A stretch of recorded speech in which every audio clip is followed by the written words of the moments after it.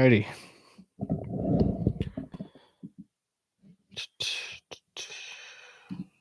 Okie dokie. So I'm going to be doing a little bit of a post-game recap here on Utah versus Dallas. I just got to get my audio recording set up here, and then we'll go through the notes. So, I don't know, just trying something different tonight. Might as well get some video out there. So, let's see. Quick time. Okay.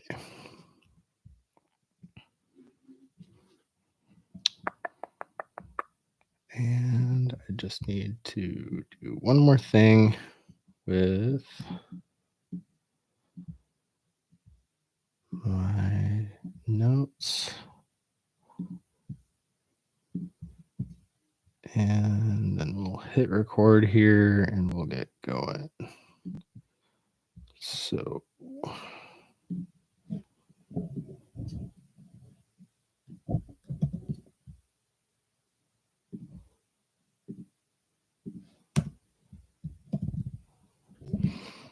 and you know, it's funny. If you watch this back, I do all my intros. I do the same intro, but I have to redo it for every single episode because I haven't gotten any editing software yet. So bear with me. I'm just getting things going.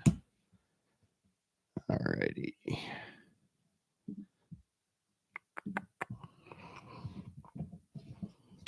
Let's see.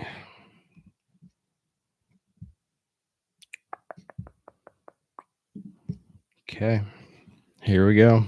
Getting into it. Welcome back into Ben Talks Utah Hockey. I'm Ben, your hot.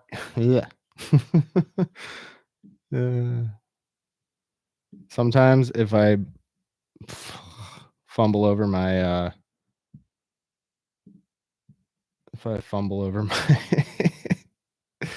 intro, I just start it again because I do these all in one take, so it's minimal editing for me because it's late. It's already 11 o'clock here, so it's minimal recording and editing and all that stuff, so it's pretty low tech, but here we go. Welcome back into Ben Talks Utah Hockey. I'm Ben, your host, and for the podcast regarding all things Utah Hockey Club. From game previews, post-game breakdowns, player highlights, stats, and storylines, this podcast is your ultimate guide to Utah's newest hockey team. We'll dive into the big moments, the key plays, and the rising stars who are putting Utah Hockey Club on the map. Whether you're a lifelong hockey fan, a newcomer to the sport, or you're just curious about Utah's growing hockey community, this is the place to be. So lace up your skates, grab your stick, and join me as we hit the ice and talk all things Utah Hockey Club. All right, and with that, we are getting into... I'm doing a live stream here on YouTube here for the first time ever. So if things are a little different tonight and you're listening to this podcast on your drive to work or your afternoon tomorrow, then now you know. You can also catch it on YouTube as well. So you can find me basically anywhere you find a podcast. But yeah, I'm just trying something a little different tonight and doing a YouTube live. So maybe I can look back over it and you all can as well. But getting into this one, we've got the Utah Hockey Club taking on the Dallas Stars here in Dallas, January 4th. It's their third matchup of the year. And just a couple of thoughts and some notes to go over before we get into the first period. Liam O'Brien gets his third start in a row, back in the lineup tonight on the third line, and I like to see that. Carcone is out. I don't know if he was out with an illness. They didn't specify on the broadcast, and there's nothing as far as right now on their injury report or anything like that. So he might be out with an illness or he's got a little nagging injury. But Michelli returns from illness, and he takes his spot on the fourth line. Kolyachonok, he gets a start as well on the defense. Bortuzzo's out again with another injury. So it's looking like Robert Bortuzzo just can't stay healthy here at the midway point of the season. Question I got is, will Logan Cooley extend his away streak? He's scored 5 goals and 12 assists in the last 12 away games. So look for him to try to extend that tonight in this post game. And can they get the goal production they need to get in front of Vemelka? Big question. And will they break even with points on this 4-game road trip, getting a possible 4 points out of a possible 8? That'll be the question tonight. First period, we're seeing obviously Vemelka gets the start for Utah, and then Ottinger gets the start for Dallas. And it's a fast-paced game to start. And getting into the midway point, it's mostly been Dallas pressuring in the offensive zone, but Utah does have 3 shots. Dallas has 6. Both teams are kind of getting some chances, and we've seen a couple of big hits already to this point. Dallas had 3, Utah had 4 hits registered at the midway point in the first period. And as we get later into the first, Utah sees a little bit more sustained offensive zone pressure, and they mount some good looks, but they just can't get one past Ottinger. Vemelka looked good on the other end as well. There were a couple of defensive breakdowns for Utah, and that's been kind of a point of contention in my eyes just this whole year, is that Utah's they do really well on their own rush chances, but they give up a lot going back. And we kind of saw that there in the first period. Although the shots ended up being Utah with 9, Dallas with 10, I thought Dallas kind of controlled that first period. Score 0-0. Nothing happened on the score sheet there in the first period, but Dallas looked like they kind of controlled most of that period. Getting into the second is a little bit more exciting here in the second. Dallas scores right away. Jamie Benn from Johnston and Duchesne, 16 seconds into the second period. So hot start for Dallas. They come out flying right off the bench. They get a quick one, but Utah answers back within the next minute. Matthias Michelli, he scores from Kraus and Bugstad, and that gets Matthias Michelli off of his scoreless streak. He has not scored since October, and that's a huge goal for him to get. Just gets the weight off his shoulders. I wonder if playing with that fourth line tonight just kind of helped him relieve some of the stress of like, okay, like I'm playing on the fourth line tonight. If we don't score, it's fine. Anything we get is a bonus. But Matthias Michelli looked great tonight. He gets another one to answer back that first goal from Dallas. So Utah was starting to pressure Dallas more, and they were out shooting them at the midway point, but Dallas gets one off of another rush chance. It's back from Hyrie and Lundqvist. There's some goofy names in this game tonight. So they're tough to read. And my spell check just tries to respell them for me, so sometimes they get messed up and I don't notice it right away. But back from Hyrie and Lundqvist, and that puts Dallas up 2-1 until Matthias Michelli gets his second goal of the night, his 5th of the season, assisted from Kerfoot and Cole, and Michelli ties the game up at 2 with his second of the night. So just a great game for him tonight. He had a few chances at a hat trick tonight, but spoiler alert, he did not get the hat trick tonight. Bummer, but either way, he gets off his scoreless streak. So Utah's out shooting Dallas in this period again. Up until this point, 5 minutes left to go, and getting some more chances, but neither team can find the net with a late period push here. So ending the second, scores 2-2. Utah's starting to outshoot. They've got 22 shots. Dallas has 19, and Utah was getting a couple of good chances in the slot area, but Dallas was getting more chances off of giveaways and turnovers, and neither team was able to capitalize late in that period, but both teams capitalize on a couple of defensive breakdowns in their slot. So 2-2 at the end of 2. And heading into the third period, it's back and forth for the first 8 minutes. Utah gets 4 shots to Dallas's 1. And Utah was, in this third period, they were playing patient and trying to maintain possession of the puck. Andre Tourigny said it in his post-game interview that he liked the way they were playing tonight. They played a responsible game, is what they said, or is what Andre said. And I thought they did as well. They weren't if they weren't ready to pressure the zone, they weren't in a hurry to necessarily get it into the zone with a less than opportune chance. So they were trying to enter the offensive zone with speed, and I thought it really showed in this third period. They just played a more conservative brand of hockey, but more so just picking their spots and trying to get good opportunities, higher percentage opportunities rather than some of the chip and chase they have been playing, which works as well. Their forecheck has been great, but they just weren't taking as many 50-50 chances, if that makes sense. So um, Sergachev has a couple of nice defensive plays, one to stop a 2-on-1 and then another to stop a breakaway. And he showed some prowess with the stick tonight in the defensive zone and helping out his goaltender. And he just played really well on the defense tonight, except for one breakdown, which we'll talk about later. Dallas then gets a penalty, the only penalty of the night. Rope Hintz, he takes a trip. He kind of got underneath the skate of Vamelka when he was crossing through the crease, and the only penalty of the night gets called, but Utah is not able to capitalize. Dallas kills that one off. Um, they did get a couple of nice looks on that power play. Gunther hit a post, but just couldn't get anything to go. Cooley was right there on the back door. Kind of this play that they've been running lately, working it out, working it over to Gunther in on top of the circle, and then Cooley's on the back door waiting for a tip or a rebound, and they almost get one to go, but not quite.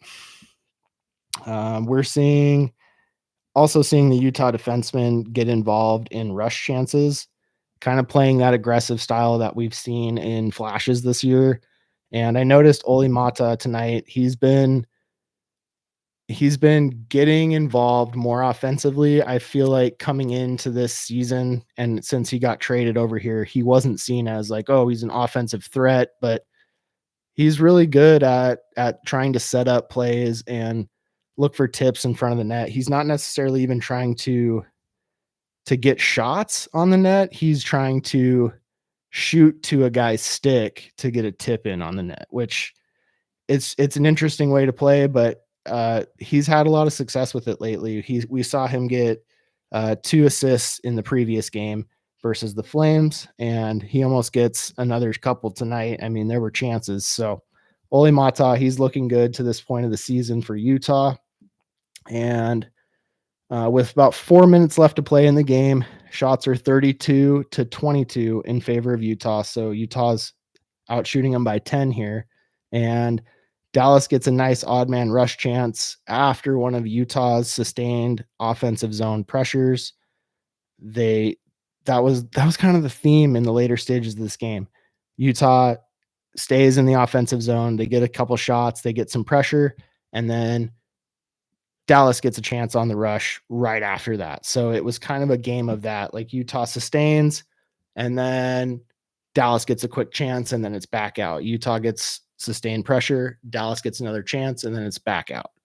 It was kind of back and forth like that the whole night. So both teams, like I said, both teams had their chances, but none can capitalize, and we are heading to overtime in this one. So both teams guaranteed to get a point out of this game. Scores 2-2.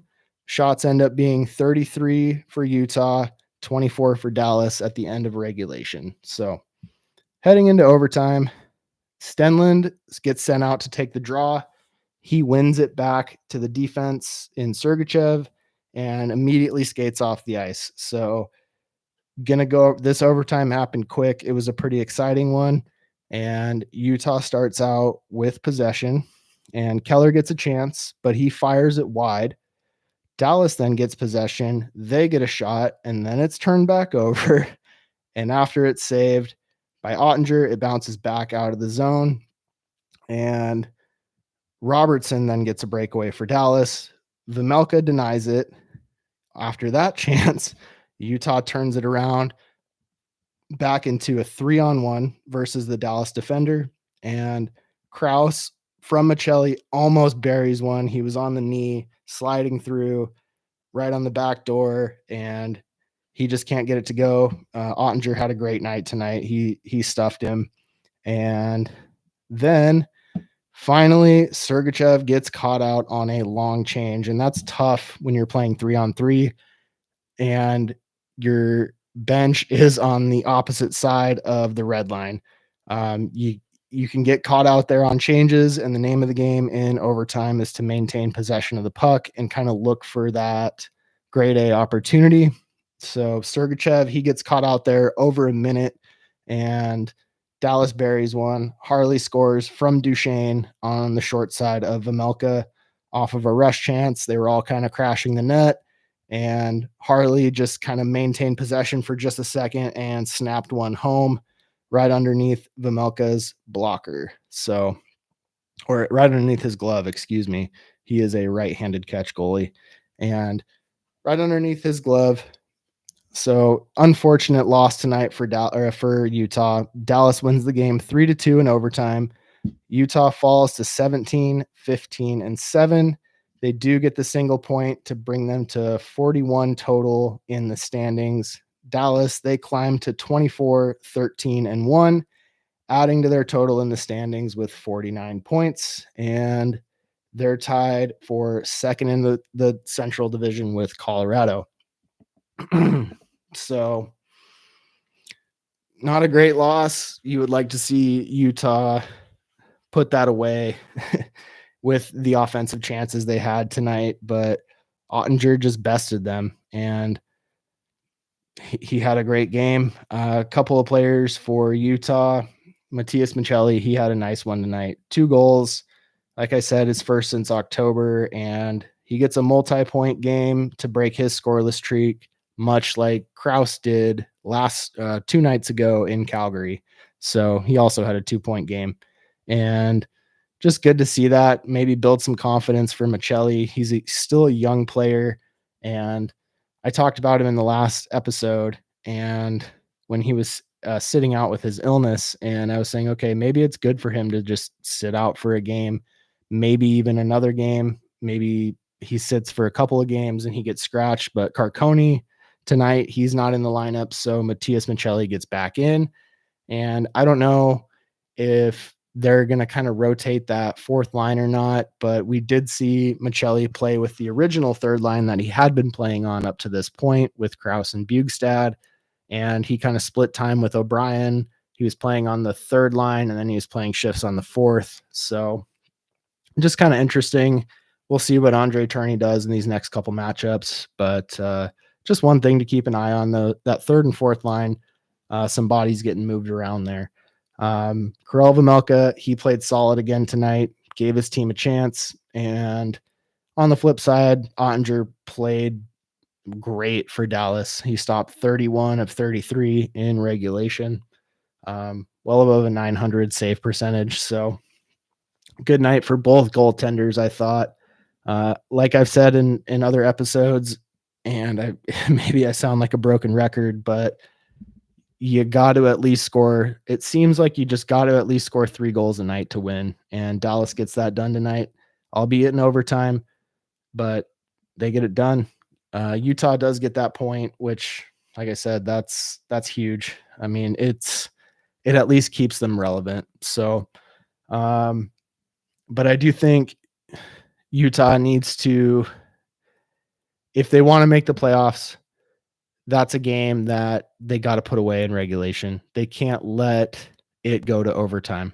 They got to find a way in the 60 minutes of regulation. Like, it just,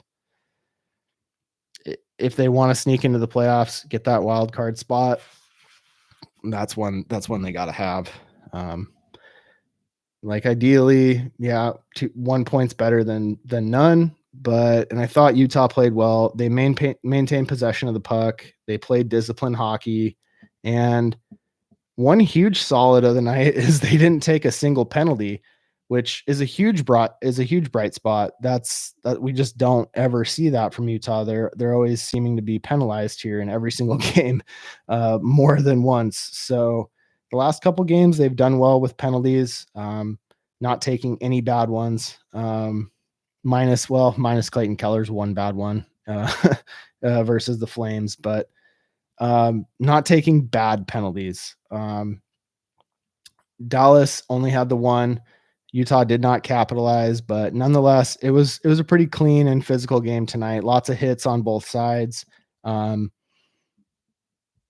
that being said, yeah, it's now or never. This is the point of the season where you need to get wins and start stringing together some winning streaks. They do have an upcoming home game stand with 7 games at home in the Delta Center, and hopefully that'll provide them some time to refocus, sleep in their own beds, and come with good energy each night.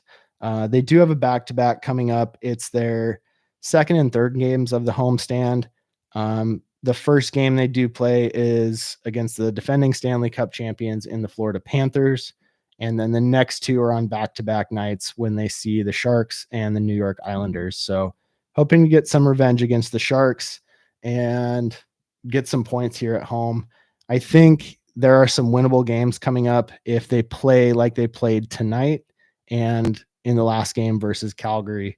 They need to clean up a couple of breakdowns and the turnovers in high danger areas, stopping odd man rushes after those sustained zone times and on changes. They need to be winning the 50-50 puck battles more. And I thought they did that well tonight. Like I said, they maintained possession pretty well, but yeah, they forecheck well, but they're still giving up those odd man rushes on bad changes, and they're not picking up attackers when they come into the zone with a stick or a body or just kind of redirecting one of the entries.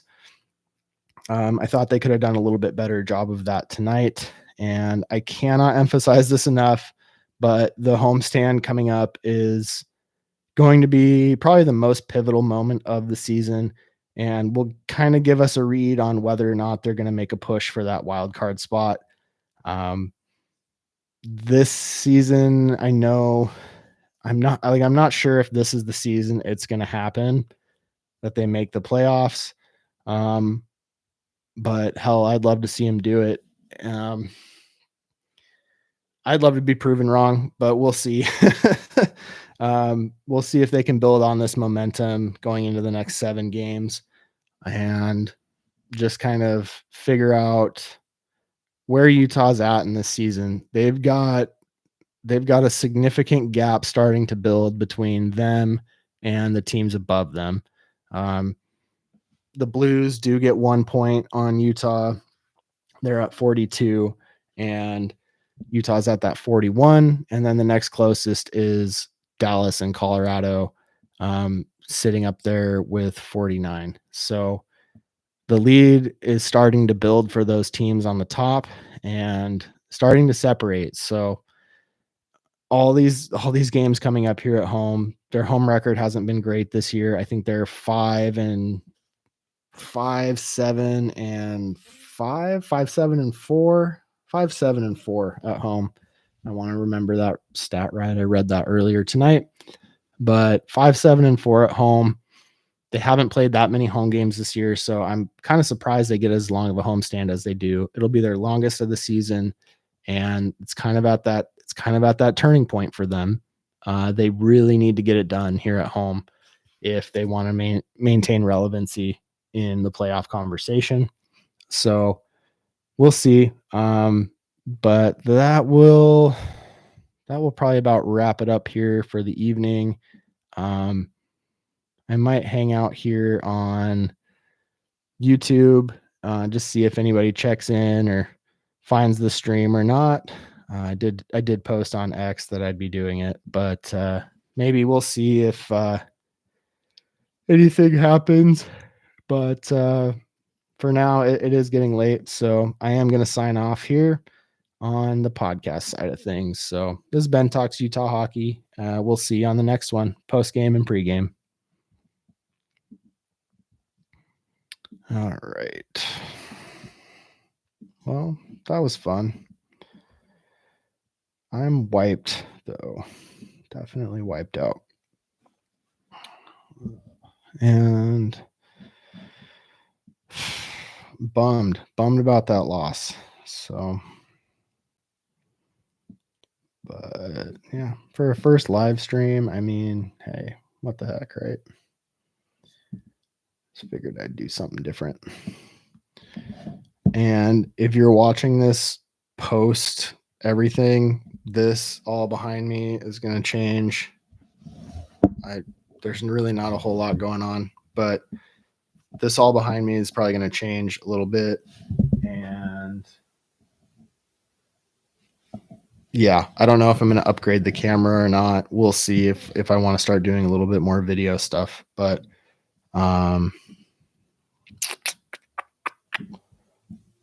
yeah.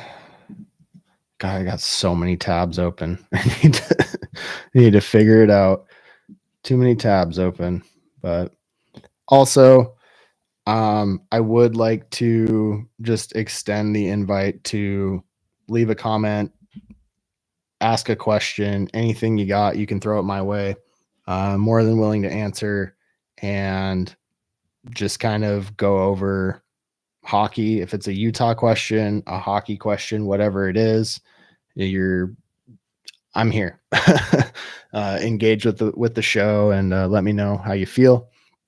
I do want to just put out a little teaser here. I am also going to be doing a history podcast, hockey history podcast, and I'm in the midst of a couple episodes right now that I've been kind of researching and working on and trying to create the episode art and all that kind of stuff, just all the little things that go into making a podcast happen on a budget, and which I should just do. Honestly, I should have like another episode where I just talk about what it's even like to start a podcast and like just do it, and just in my experience, because I'm sure there's probably a ton of content out there already on that, but just in my experience, how it's been, and all the little reiterations I've done, and just things that I know now that I wish I knew before I started, and just things I would do differently. Um, it's been interesting, but it's been something that I've wanted to do for a while, and whether it was hockey or whatever it was to talk about, and I figured, well, I watched all the Utah hockey games and previous years Arizona Coyotes games, and I was like, well, I live on the East Coast, and it doesn't really make a whole lot of sense, but for like watching purposes, because all the games, unless they're playing on the East Coast, all the games are late. And like tonight it's fine. It is getting late. It's 11:30 on a Saturday night, but and I've already had a jam-packed day today, but you know, I do like talking about it, so it's just one of those things. But hockey history podcast, I'm really excited about doing that. I got a couple interesting stories, and it's going to just be stories that I find interesting throughout the vast, colorful history of hockey. It's there's so many things that are super interesting to me that I want to talk about, and just stories I've read about, and now that I'm researching a little bit and just trying to figure out what I can do to put together maybe once a week. It might be once a month to start at first, just because of how busy I am. But eventually, I mean, I would love to do one once a week, but I just don't know if that's going to be possible. It might be bi-weekly, once a month type thing to start. So, just with doing the Utah podcast, because I'm doing one, I think I'm averaging one every day, every other day. So, and we've got quite a bit of games left to go in the season. We'll see if I just continue on the path of doing pre and post and stars of the week type episodes, or if I just kind of move to every couple of game, like recaps of 2 games in a row, you know, just We'll see. I think as it's kind of gone on here and just the amount of listeners and things like that and views being fairly low. Thanks to anyone if you've watched or listened or commented, but um, I might move to just doing post games and just kind of leaving the pre games, or I'll keep doing the pre games and just kind of keeping them short, 7 to 10 minute type deals, just a quick hit that you can just listen to before the evening of the game. We'll see. I mean, I feel like as I've started this podcast, I've just needed to be more prolific, and I don't know if more is necessarily better. Um, but and with algorithms and things like that, you just I guess you just never know. Um, like I didn't realize like Twitter X, I just got a notification that was like, "Oh, you've posted enough times, so now more people will be able to see your posts." Like you have to interact every day or with so many posts to be able to be seen. And it's just kind of like it can be frustrating, I think, at points for me. My girlfriend and I were talking about that tonight at dinner, and it was just like I don't know. Sometimes it just feels frustrating, but I know that this is a new podcast and I'm doing this because I like to do it and I like to talk about hockey and Utah hockey specifically. But I do want to be able to broaden the scope of things and not just be so hyper focused on the niche of Utah hockey. I want to be able to talk about hockey history. I want to be able to talk about things like the Four Nations tournament coming up, the World Juniors that just happened or are currently happening, and things like Alexander Ovechkin's streak. He's trying to break Wayne Gretzky's streak this year, and he had that injury that did come versus Utah and earlier in the season when Washington traveled to Utah in that one, and he still scored in that game. I don't know if he got two or if he got one. I can't remember, but he got a point or two in that game and then ended up being injured on just a contact with Jack McBain and his leg and broke his leg. But what that guy's been able to do in his career has just been incredible. Just watching him as a kid growing up, him and Sidney Crosby, they were kind of like the poster children for my era of, kids growing up watching hockey. So I did have some favorite players, like Eric Lindros was my favorite player of all time. Ever since I got into hockey when I was like 3 or 4 years old, and watching some of those old Flyers teams. And I know he ended up going to the Rangers and he kind of moved around with his injuries and stuff. But Eric Lindros was one of my favorite players growing up. And yeah, I want to be able to talk about more than just Utah hockey. I feel like I don't want to pigeonhole myself into one area, but just random thoughts here. I know I'm kind of rambling on, but camera's on and I just feel like I need to talk. So, but yeah, that'll probably wrap it up here. I'm just going to end this stream and yeah, we'll see what happens. Stay tuned and yeah, we'll see if I do another one of these. I might try to do another one of these games coming up. Maybe just do another stream and just video it just because yeah, why not? Hopefully the stuff in the back will look a little bit different and some lighting and stuff, and this is just very impromptu tonight. I just wanted to try. So anyway, if you're listening this far, I feel like this is more just for me watching it back, but if you've made it this far, like it, comment, subscribe to this channel. Ben Talks Utah Hockey, and peace out. We'll see you on the next one.